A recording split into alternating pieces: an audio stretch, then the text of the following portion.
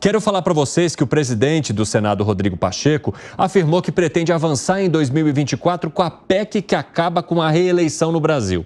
Além da regulamentação da reforma tributária, ele afirmou que a discussão sobre a reeleição será uma das prioridades da casa ainda no primeiro semestre. E, segundo Pacheco, essa PEC ela vai ali na linha das propostas discutidas pelo Senado que tratam sobre o equilíbrio dos poderes. Ela acabaria com a reeleição de presidentes, governadores e prefeitos e aumentaria o mandato de 4 para 5 anos. Pacheco está querendo protagonizar bastante coisa assim, que gera discussão e polêmica aqui no país. E essa da reeleição, Dávila, pode funcionar?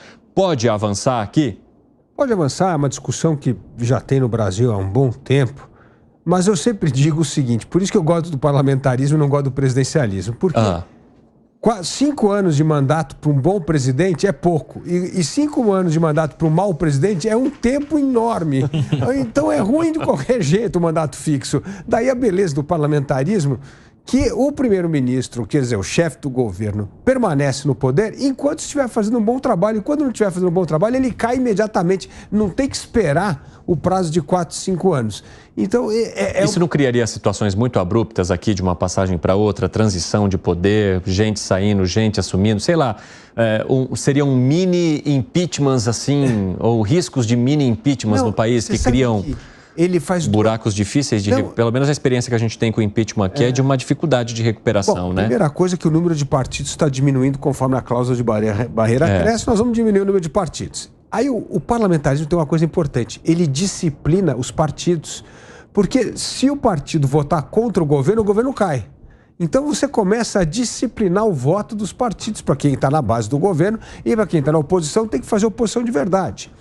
Então isso mostra o seguinte, governo competente mantém-se no poder e governo incompetente é eliminado sem o trauma do impeachment, porque justamente o poder passa imediatamente à oposição. Então, é assim, a discussão da reeleição, quer reduzir de 4 para 5, acabar com a reeleição, tudo bem, mas é isso. Para um mau presidente ou mau governador, 5 anos é um tempo, é uma eternidade, e 5 anos para um bom governador, você fala, puxa vida, adoraria ver esse cara mais um pouco aí para resolver o problema. Mas é uma discussão que vai ser colocada em pauta pelo próprio Rodrigo Pacheco, ele quer deixar essa sua marca, da mesma forma que o Congresso acabou de deixar sua marca na reforma tributária. Nelson, o fim da reeleição resolveria problemas aqui no Brasil? Resolveria Quais? Problemas. Por exemplo, o fato do primeiro mandato ser todo feito só para se reeleger. Essa vontade de fazer obras, de aplicar dinheiro público, não pensando no bem-estar da saúde, da educação, das políticas públicas. Não pensar a longo prazo. Mas, naturalmente, naquilo que vai dar voto para as próximas eleições. Eu sou do interior, você também, né, Cine? Você sabe que no interior a gente sabe muito claramente.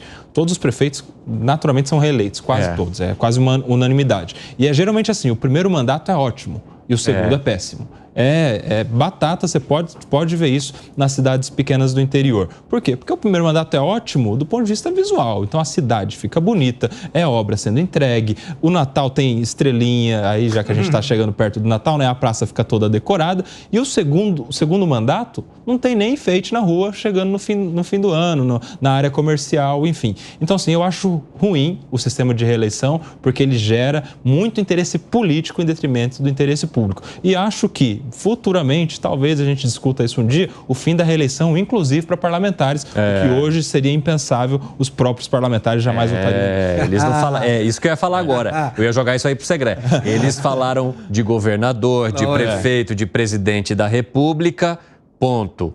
Vê se falou do fim da reeleição ou da permanência por anos ali dos parlamentares no Congresso.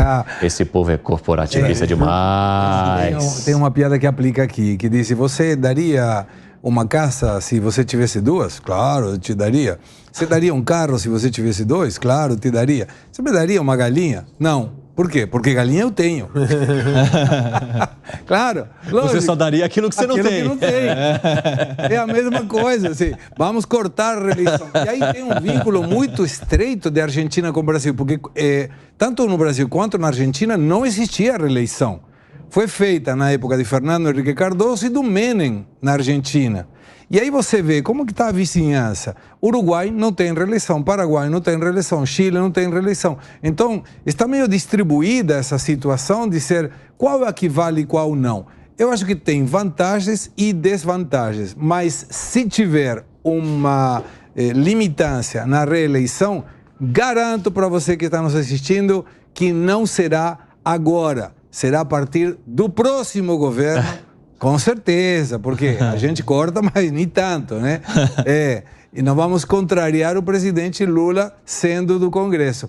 Mas é uma questão que depende. Talvez seja interessante isso do parlamentarismo, que o Congresso está indo através da direção e do controle do dinheiro e não necessariamente do poder. Agora tem uma outra questão que é discutida também, que é o fato de mesmo aquele político não estar mais no poder, que ele se prepara também para deixar os seus sucessores, ou seja, o fim da reeleição não necessariamente garantiria a não continuidade ou permanência de um poder por muito tempo, porque aquele partido pode preparar de alguma forma. Isso também pode ou é crível de se acontecer aqui no Brasil diante desse modelo que a gente tem há tantos anos, hein, Dávila? Não, com certeza. Quem está no poder quer fazer o sucessor e vai trabalhar para fazer o sucessor, não importa se ele só tem um mandato. Então isso aí vai acontecer.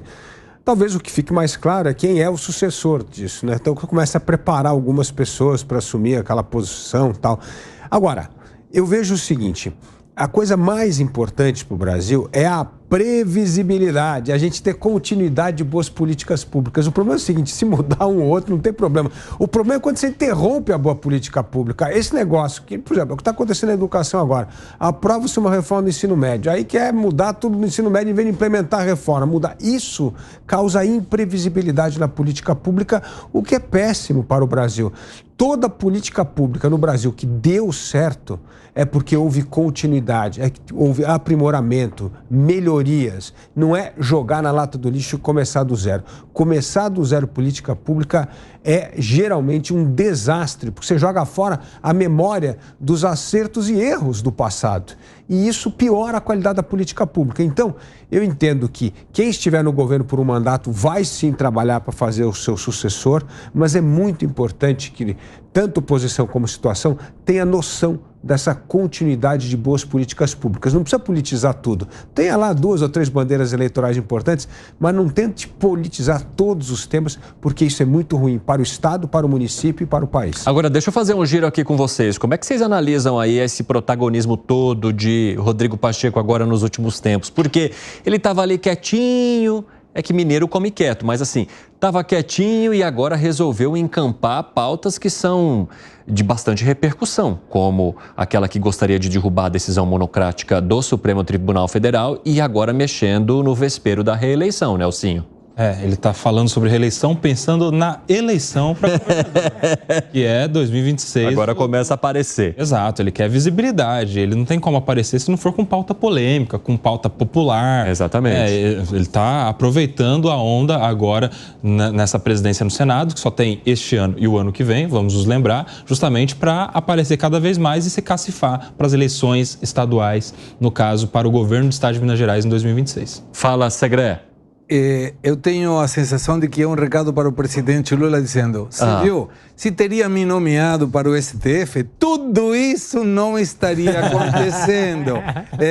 Mas eu não sei se vai dar tempo. Eu concordo com o Nelson, mas eu não sei porque o mandato dele como presidente do Senado termina em 2024, né? Exato. Aí tem dois anos a mais, 1 ano e alguns meses a mais para a eleição. Eu acho que 1 ano e esses meses é o suficiente para entrar no esquecimento, não tendo o protagonismo que tem agora. Fala, Dávila. Não, e ainda mais em Minas, que está cheio de gente que tem muito voto, né?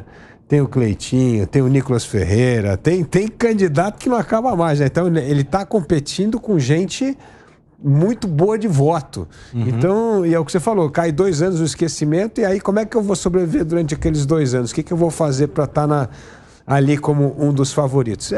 Já começou a sucessão de 26, todo mundo já preparando o terreno aqui, porque vai ser realmente, em Minas Gerais, uma eleição muito competitiva. E o foco seria apenas Minas Gerais ou tem um foco maior aí nesse cenário, hein, Gustavo Segré? Não acho que dê. Não, né? Não me parece que o cacife do Pacheco seja para tanto. E outra coisa, o Pacheco pertence ao partido do Kassab. E o Kassab está de olho, como é que ele aumenta a bancada no Congresso Nacional. E a questão o Kassab é quem dá todas as cartas. Exatamente. Não aparece, né? Porque ele Não, o Kassab é uma entidade. Não é, Luiz Felipe Dávila?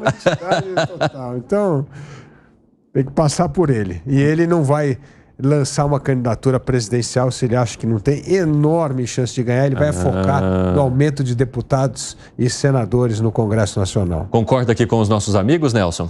Concordo, e eu acho que mais do que isso, ele com esse protagonismo, estando o tempo todo sendo repercutido, ele aumenta também o seu capital como um líder no Senado. Porque não, ele vai deixar a presidência naturalmente, mas ele pode está pensando em continuar sendo alguém muito influente, assim como tem outros senadores muito influentes que não são presidentes, Renan Calheiros, o próprio Alcolumbre, que é aliado dele. Então, talvez ele esteja pensando no pós-presidência, para continuar muito relevante no Senado Federal e sendo alguém a ser procurado para apoiar causas importantes que precisem de aprovação no Senado. Talvez seja isso.